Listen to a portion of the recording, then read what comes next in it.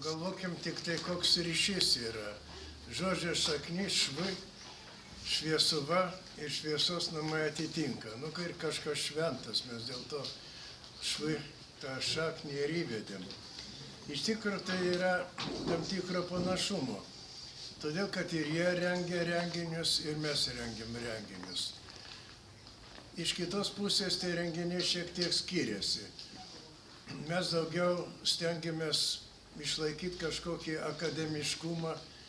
Pas mus dalyvauja daug mokslininkų ir profesorių, ir specialistų įvairiais klausimais.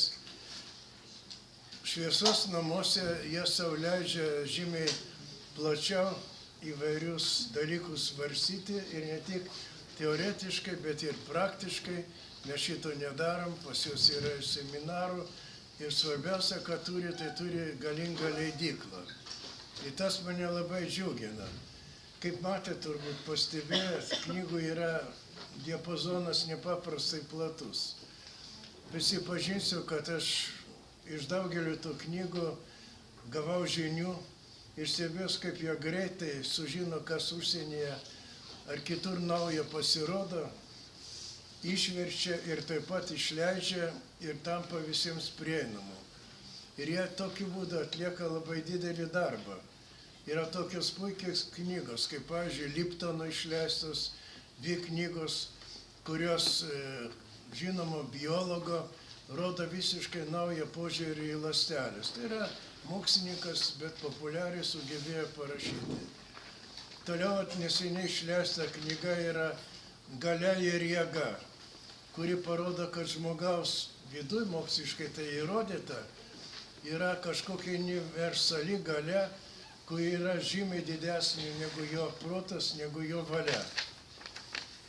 Knyga Dieviškoji matrica duoda visiems supratimą iš viso, kas tai yra matrica. Matrica tai mes nebūtumėm atsiradę tokie, kokie esam, be matricos, ir kiekvienas mūsų nebūtų skirtingas, jeigu neturėtų savo matricą. Tai tie, kurie kažkada anksčiau, sakysim, matė, kaip, sakysim, švininiai kareivukai nuliejami. Tai yra forma, į kurią įpildavo skystą šviną.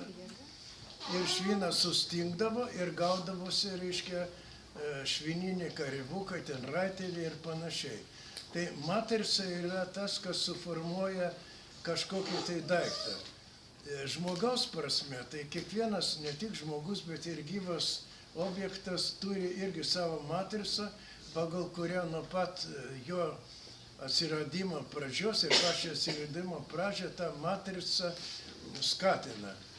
Ir kada žmogus suserga, tai faktiškai jis jau nebeatitinka tą matricą, pagal kurią jis buvo, nu, sakykime, Dievo sukurtas.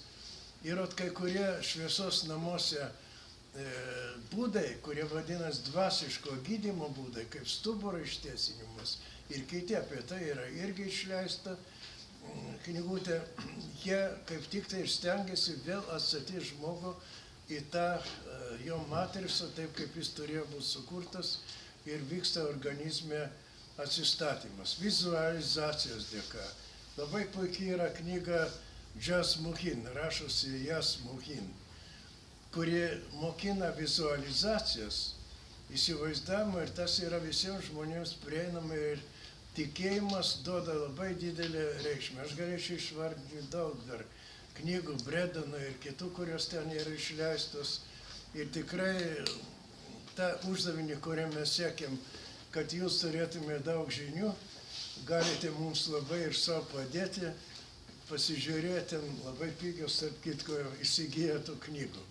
Tai aš dabar po tokio įvado, kad mes čia turim svečius ir gal ne pirmą, ne paskutinį kartą bendraujam, pristatysiu ponę Vilmą, direktorių, įkūrėją Šviesos namų.